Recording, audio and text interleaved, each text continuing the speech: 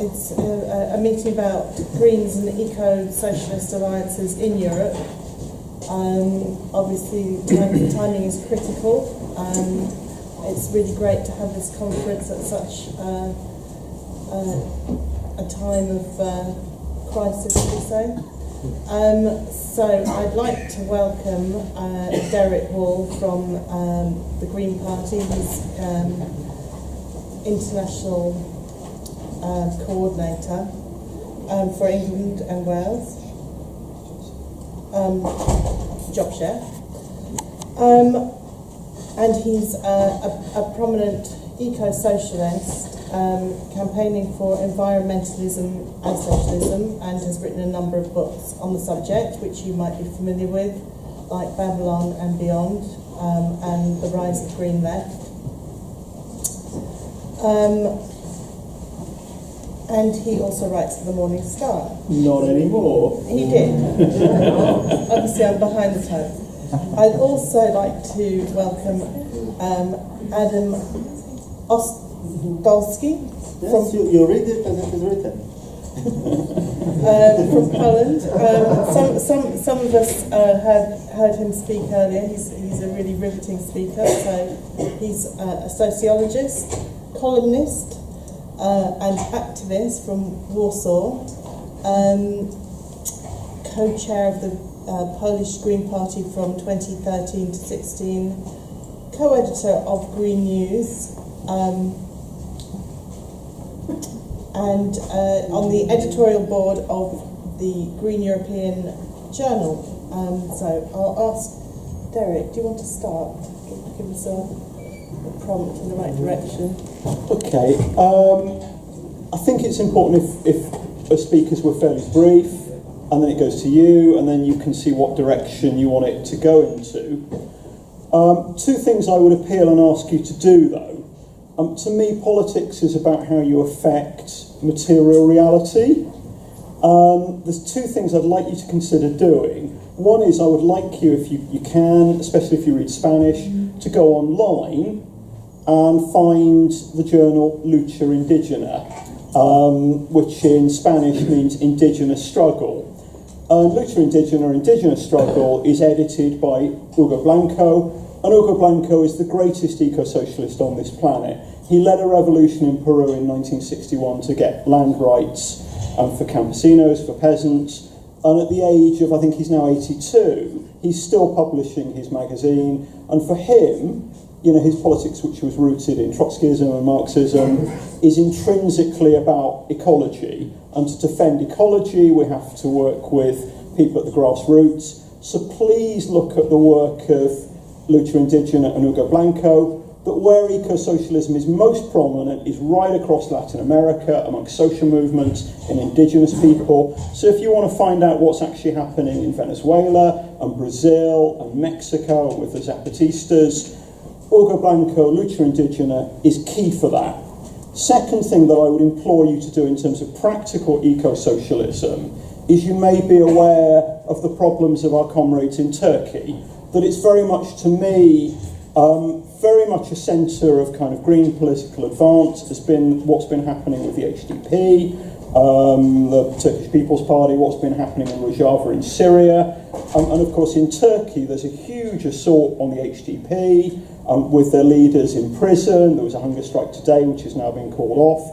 So I would say to you, you know, this can all be very abstract and intellectual, but in terms of practical eco-socialism and party building and struggle, look at what the indigenous are doing via Lucha Indígena, and look at what's going on in Turkey and what's going on in Syria with the Kurds and their allies trying to build green politics. So there are huge struggles, and we must do that. To me, you know, I've been involved with the Green Party and green politics since 1980, and it's, to me, the Green Party is a means to an end. I think it's wrong to go, we're Greens, we're wonderful, we've got better politics than other people, and have labels and that kind of thing. To me, what's essential is that green politics is the politics of survival, that we're threatening the basic life support systems on this planet. We have an ecocidal social and economic system. And to me, it's not the politics of ideology where you belong to a group, and you criticise other groups. It's the politics of massive social change, because if we do not have the social change, then we're really threatened as a species.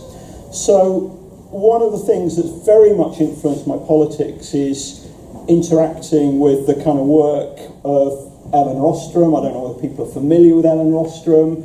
She was the only woman to win a Nobel Prize for Economics for her work on collective ownership and commons. You know, I really would say look at what she did, because she's proved that communal ownership is a possibility. And one of the elements of her very unusual politics is to view things as problems and then approach them pragmatically in a very focused way. So she and her husband would always see ecological problems as practical problems. How do you deal with them? And I would say our practical problem is that we have this system which is destroying the planet. So when we look at green politics, we have to recognise, as I'm sure many of you do, that we have a capitalist economic system, and that capitalism is a social system which is fundamentally incompatible with diverse life on this planet. That capitalism is about growth and profit and accumulation and greed and not need.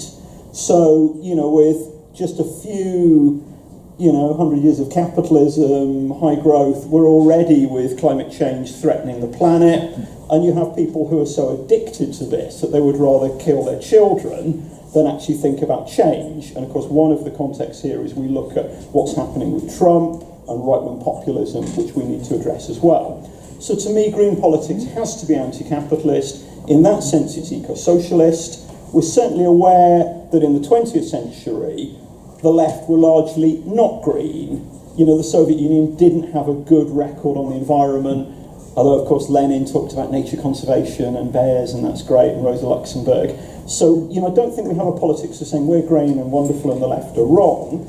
I think what we have to see is politics is about production, that you produce change, you produce meaning. It's not that people have fixed positions.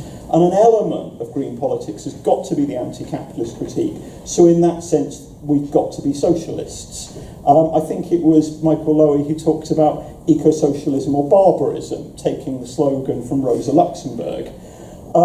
Certainly a lot of problems with the left, a lot of problems with Greens, a lot of problems with everything. But one of the things which I think we've learned as we've been involved in this meeting, in this kind of progress and, and dealing with eco-socialism, is actually if you go back to Marx and Engels, they were fantastic ecologists, which may have surprised us. There's John Bellamy Foster, Marx's Ecology, who will talk about how ecology is at the very centre of Marx's politics.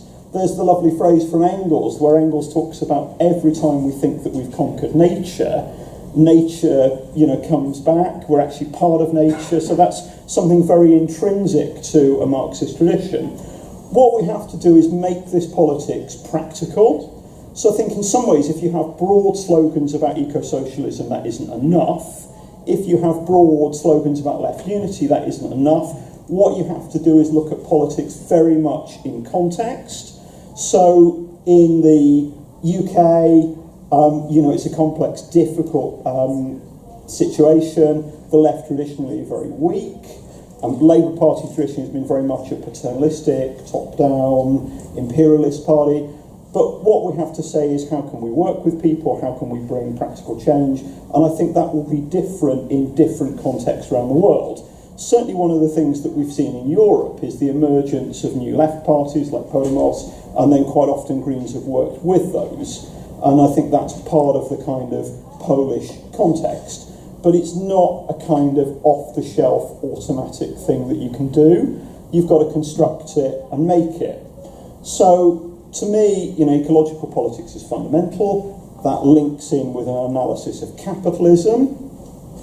We have to make the changes. I think it's positive that though controversial, the Green Party's talking about progressive alliances and coalitions.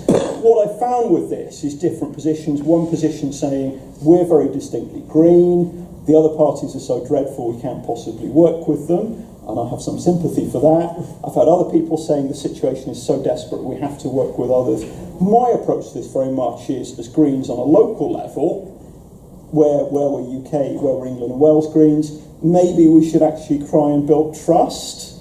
I haven't seen the word building, the phrase building trust in terms of coalitions. And what we now have is certainly, with Corbyn, Labour is terrible, but Corbyn is closest in many ways. What we've also got is new parties like the NHS Party, the Women's Equality Party. So what we should maybe be doing is seeing if we can actually work with people on the ground, first of all, not with elections, but with campaigning and build trust. So I'll try and kind of bring this together. The stakes are very, very high. What we've talked about as Greens over decades in terms of ecological crisis, the growing inequality from neoliberalism, has all come true.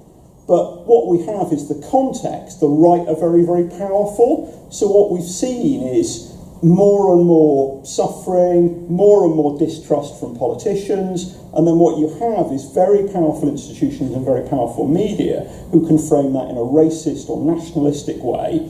So if we look, for example, at Trump and Brexit, I would argue very much that what these are imaginary solutions to real problems, that there are huge problems of inequality, dissatisfaction, and then what happens with those is they're mobilised by the right. So what we have to do is have a very practical politics, we have to mobilise alternative narratives, we've got to think theoretically, but we've got to make it practical as well.